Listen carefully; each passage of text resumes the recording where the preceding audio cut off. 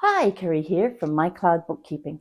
I work with small businesses and entrepreneurs, helping them to keep their business finances in order using QuickBooks Online.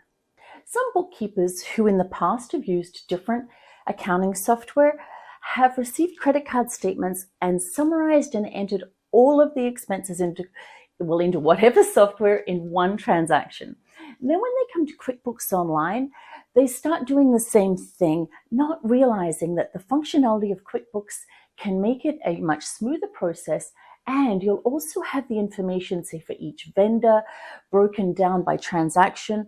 It's a lot easier to kind of look at your history, look at who you're spending things with, and also not have your data summarized. For example, software subscriptions would be the perfect example. If you just kind of have a one line that you've posted from a credit card statement, it's a lot more difficult to get a clear picture on where you're spending things. It's more difficult to reconcile, and it's very manual and time consuming. QuickBooks Online allows you to connect your bank and credit card and import transactions, and we'll look at how that works. And I'll also show you how to manually enter a transaction should the need arise, and create some rules to catch the repeating transactions. Ready to dive in?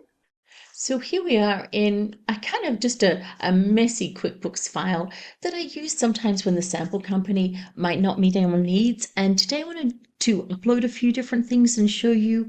And I also just imported a whole pile of credit card transactions that we're going to mess around with a little bit.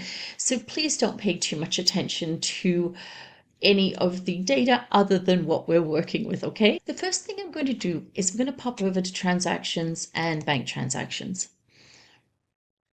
And we can see here under the credit card, a whole bunch of transactions are here.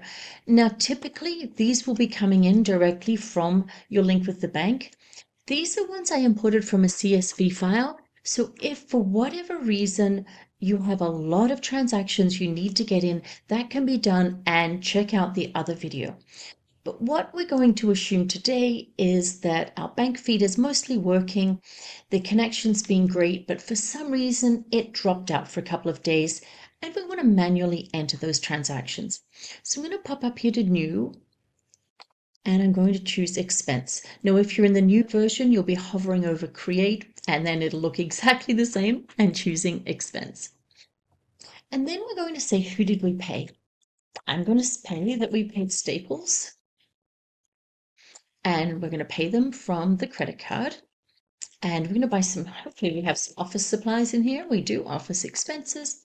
And let's say we spent $50 on office expenses from Staples. So we've got this piece of paper, but for whatever reason, it just has not appeared in our bank feed. It happens, they drop out sometimes. So I'm going to save, because there is now a new AI feature. So if you take a look on the side here, this is all AI. And anytime you see this little circly thing, that tells you that the AI is working and can help you. It's agentic AI, but it will learn. So you now have the option to try uploading a receipt into here and see if it will create an expense for you. So I have one I prepared earlier. I'm going to drag it here and I'm just going to drop it. I'm going to see what happens. So it's uploading. Extracting, there we go. It's giving us a little commentary. Mapping, let's just see what happens. It's worked out. I paid ScreenPel. It's got the date correct. It's pulled out the description and it's pulled out the amount. And we want to double check and make sure that the credit card is the correct account. It may not know how we've paid for it. And then it's also pulled a reference number. Now that is pretty fantastic. If you compare that to the idea of having to manually enter some weird journal entry, all I did was just literally drag that in. You just saw the whole thing. So now we've captured that expense. And I'm going to save and close it. Oh, fix the errors. What's the error? Let's see. Oh, a category. It didn't know where to put it. Oh, isn't that interesting? Okay, we need to tell it to put it in software. It doesn't have software subscriptions. So there we go, dues and subscriptions. Now we can save and close it. Look at that. I didn't even notice. Okay, so when we come back now here to our bank transactions, if we scroll down, you can see there are quite a few names that appear more than once. let's just take a look. It's a monthly member fee here of $5. Let's see it. That's probably going to come out quite a few times. Here we go, monthly member fee. So these are the types of things that I like to create a rule for. So if we pop across here, we should have the option to create a rule. I tend to name the rule exactly the same thing that the description is. So if we name this rule credit card monthly fee, this will apply to any transactions that is money out, so an expense, only from the credit card, no other bank accounts, and where the description contains the same name. So that's the first thing we're doing, is we're setting the criteria. What I also like to do is add another condition, because right now that credit card monthly fee is $5. So we have the option to set an additional rule by amount, and you can put if the amount equals $5. Now that way, if the credit card company ever starts charging you more than this $5, you'll know, and it won't get automatically put into your QuickBooks. Another thing you could do is you could say is less than $10. So maybe if it goes up to $10, you don't mind, but over that, you want to know. So here we tell the rule what to do once it's inside QuickBooks. So it's an expense.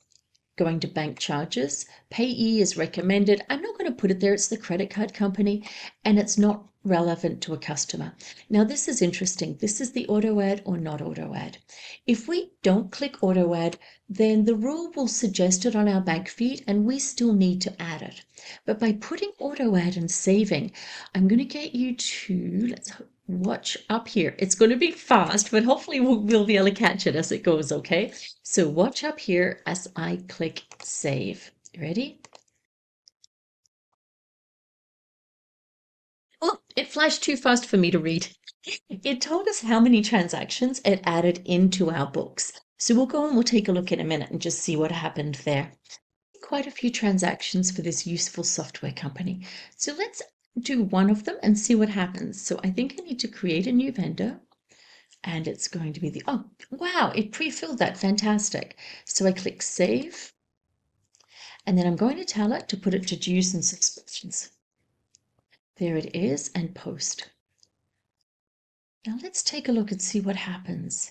The useful software company here, interestingly enough, it's picked up the name, which is not a surprise, but it's suggesting office expenses. Let's see what happens if I do another one, dues and subscriptions, and post. That's really interesting. I had expected that this AI would pick up on the fact that I was calling it dues and subscriptions, and it hasn't. So this is an example where if you are allocating your costs directly from the bank feed, you do need to pay attention to what's being suggested. If you haven't seen a bank transactions video from me before, this half here, this information, it's accurate, it's from the bank. This here is AI and QuickBooks suggesting. So it's intended to get better the more you use it. However, as you can see, it's not learning as quickly as I would have thought it did. We've got Metro here, which I know is a transportation charge. Transportation, travel maybe. Let's see what we've got. I know this one's travel. It was suggesting that we would put it to something completely different. So let's see what's happened with this one. Metro down here, it hasn't suggested it either. So this is very interesting because I had thought that it would learn a little more quickly than it has. I might go offline and just do a couple more and see if that AI catches up with us. Well, I'm sad to say that it didn't. So it is actually a really good warning for you when you are entering things directly from here to make sure that you do check where it's going, because that AI is really not working well today. And I have no idea why not. It could be due to the volume of transactions here, but still I'm a little surprised. But I'm going to let this video go live even with it not working properly, just so you'll learn that you need to really be careful. Now, there is also another way that we can get our information in, and that is to upload the receipts directly. We saw the option earlier where we dragged it in. This here is typically where you're either forwarding from an email address or you're having somebody in the field capture it with a phone. This is where it's going to show up. So I'm going to click review here. Let's see what it's got here. It's the same as what we saw a moment ago, and it's done the autofill. It's got the amount correct. It doesn't have the vendor. It's got credit card. It's got the wrong category, but it does have the receipt. So I need to change this category to dues and subscriptions. It's got the amount right. I need to put who I paid, which I'm just going to leave now. I'm not going to create a new vendor here. And then I can save and close. Now that was a lot quicker than me going up to this new, as we did earlier, new and expense, and manually entering everything. It actually looked exactly the same, but it was just a different way to get here. So I also have another receipt here. Let's review this one. It's picked up that it's an expense from the credit card. It's got the date. It has what the charge is. We just once again need to update where we're posting this. I personally, in my real file, have a software subscriptions category. I don't just use dues and subscriptions. Where you categorize things is entirely up to you for your business. Now that we've allocated these receipts that came to us either via email or from being photographed, let's go back to the bank feed, and hopefully this part is working okay, and I'll be able to show you. So let's go back to bank transactions. And what we can see here is that 3 expenses are matched. This green part here, when you're seeing green, this is a match. So these things here have matched, and we want to make sure that they actually are correct before we match them. So it's Centrix 4988. We just added that one in. We can click match. And what that will do is it posts that expense from our credit card feed here into QuickBooks, and it attaches these receipts. So it's actually quite brilliant. So I'm going to add these in here, and then I'm going to type 2670 in our search bar, and here's the expense. We'll open it up. So we did just create it, and have a look. Here is the attachment right here. We can preview it. So that's exactly what we uploaded, and it's sitting there. If you ever need it for an audit or to see what you paid, everything is right there. And one more thing I'm going to show you from this page, and that's how to split a transaction. I'm just going to try and find one that we might want to split. Let's grab this computer shop here. And you can see it's suggested supplies and materials cost of goods sold from the computer shop. Obviously, that's not what it's supposed to be. The AI it's good once it's trained. It's not so great before that. But down here, we have the option to either post what it's made up, or change what's above and then post it, or split it. And we're going to go with split. So I'm going to say that we're at the computer shop for office expenses and some supplies. Let's see if we can do that. Yes, and some supplies. So we went to the computer shop, and clearly another thing I made up. And we got $250 worth of supplies, and we can see down the bottom here the difference, the $247 for our supplies. This is how you can directly from the bank feed split if any of the receipts that you receive or bills that you have need to be allocated to 2 different things. In order to see what you've done, you can very easily pop in here and see what you've posted. So this pending is what's come from the bank feed. Posted is here. So these are all of the transactions. Here's our credit card monthly member fees for $5. These are all those ones that went in from the rule. So the rule, and it tells us that. See the rule, automatically added as an expense. Perfect. The Centrix one was matched. And these other ones here we've just allocated.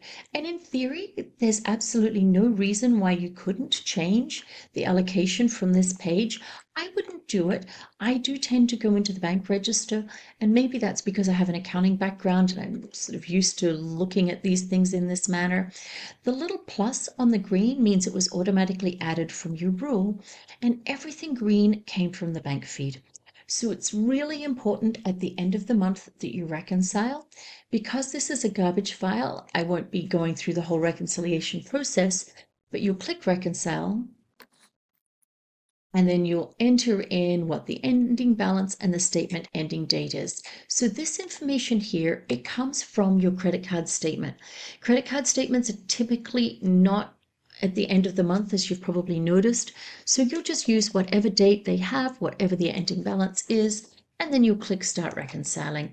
And that is where you'll do your check off one for one against everything on the statement. And I do have another video on that if you need that help. that covers off all of the various ways you can get your expense information into QuickBooks Online in real time with proper information. The AI on the bank feed will eventually be useful and save you even more time. It's great to see how the AI is at least partially filling out expenses so you can match the information on the bank feed. Life is getting easier. I would love to hear what methods you try.